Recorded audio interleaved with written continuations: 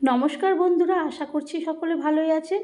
বঙ্কিচের নতুন একটা রেসিপিতে আপনাদের স্বাগত জানাই। আমি আজকে যে রেসিপিটি করব সেটি ভোলা মাছের একটা নতুন ধরনের রেসিপি। তার জন্য আমি নিয়েছি ভোলা মাছ, প্রায় অনেক কয়টাই হবে। তাকে নুন হলুদ দিয়ে ভালো করে মাখিয়ে নিচ্ছি আর কড়াইতে তেল গরম করতে আগেই বসিয়ে দিয়েছি। তো আমি ওর মধ্যে এরপরে তেলটা গরম হয়ে গেলে আমি মাছগুলো ছেড়ে দেবো। আমি এই রেসিপিটা কিভাবে করব শেষ পর্যন্ত আপনারা না দেখলে বুঝবেন না।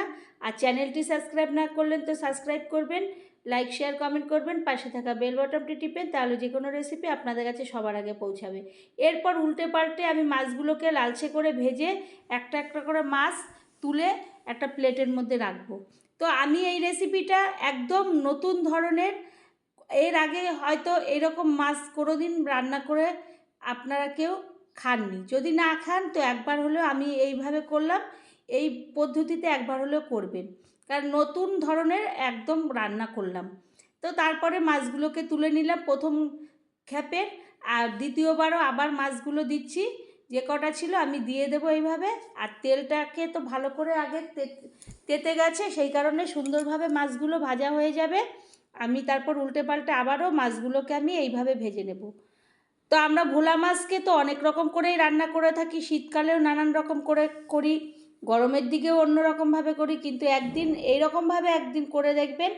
আশা করছি একদম গরম ভাত নিয়ে আপনি পুরো ভাতটা এই মাছ দিয়ে খেতে পারবেন, কিংবা রুটি দিয়েও এইরকম একদম এটা এমন গ্রেভিটা হবে শুকনো শুকনো মতন, আপনি রুটি পরোটা দিয়েও খেয়ে নিতে পারবেন।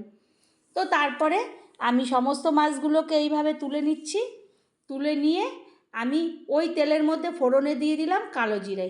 কালো জিরেটা এই ভোলা মাছের সঙ্গে খাটে। তারপরে দিয়ে দিলাম পেঁয়াজ কুচি। পেঁয়াজটা দিয়ে পেঁয়াজ কালো জিরা ভাজা হতে থাকবে। এদিকে আমি একটা মিক্সিং জারে 3টে নিলাম কাঁচা লঙ্কা, 2-4টের মতন আমি হাফ হাফ করে কেটে নিয়েছি পেঁয়াজ, 1.5 ইঞ্চির মতন আদা, আর রসুন নেব 8-9 কোয়ার মতন, আর নিয়ে নেব ধনেপাতা 1 মুঠো, আর নিয়ে নেব যে মেন জিনিসটা এই ধনেপাতা আর আম। আম এখন পাওয়া যায় না, অফ সিজন, তবুও এইরকম আম দিয়ে দিলাম। এই দিয়ে একটু জল দেব, জল দিয়ে তারপরে আমি একটা মিহি পেস্ট তৈরি করব। তাও এই রকম আম বাটা দিয়ে মাছ হয়তো কোনো দিন এর আগে খাননি। তারপরে পেঁয়াজ আর কালো জিরাটা ভাজা হলে আমি ওর মধ্যে ধনের গুঁড়ো, জিরের গুঁড়ো, লঙ্কার গুঁড়ো, হলুদ আর লবণ দিয়ে দিয়ে ভালো করে ওই তেলের সঙ্গে আগে কষিয়ে নেব। যখন তেলটার থেকে মশলাগুলো কষে গিয়ে তেল ছাড়বে, তখন আমি ওর মধ্যে যে আমি মিহি পেস্টটা করলাম পেঁয়াজ, রসুন, আদা, কাঁচা লঙ্কা, ধনেপাতা আর আম, সেই পেস্টটা দিয়ে দেব। দিয়ে ভালো করে কষাতে থাকবো ওই তেলের মশলার সঙ্গে। ভালো করে কষে গেলে যখন ওটার থেকে তেল ছাড়তে শুরু করবে, তখন আমি ওর মধ্যে 3টে পাকা লঙ্কা দিয়ে দেব। লঙ্কাগুলো চিড়ে দেব না, গোটা দেব, যে যেরকমভাবে ঝাল খায় সেরকমভাবে ভেঙে খেতে পারবে। তারপরে আমি আবারও ভালো করে কষাতে থাকব। তারপরে ওর মধ্যে দিয়ে দেব 4 টুকরো লম্বা লম্বা করে কাটা আম। তা আমটাকে দিয়ে ভালো করে এই ধনে পাতা, তারপরে পেঁয়াজ, রসুন, আদার সঙ্গে কষাবো। যখন আমটা একটু নরম হয়ে আসবে তখন মিক্সিং জার ধুয়ে অল্প একটু জল দিয়ে দেবো।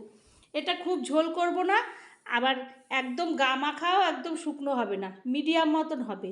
ঝোলটা ফুটে উঠলে আমি মাছগুলোকে ছেড়ে দেব।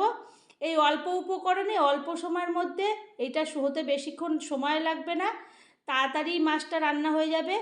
তারপরে আমি দেখব যে আমটা একটু সিদ্ধ হলো কি না, তারপর আমি সমস্ত মশলাগুলোকে একটা সাইড করে রেখে দেব।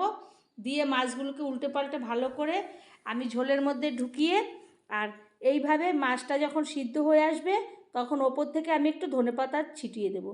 তো এইরকম ধরনের মাছটা রান্না করলে আপনি যে কোনো কিছু দিয়েই অনায়াসে খেয়ে নিতে পারবেন।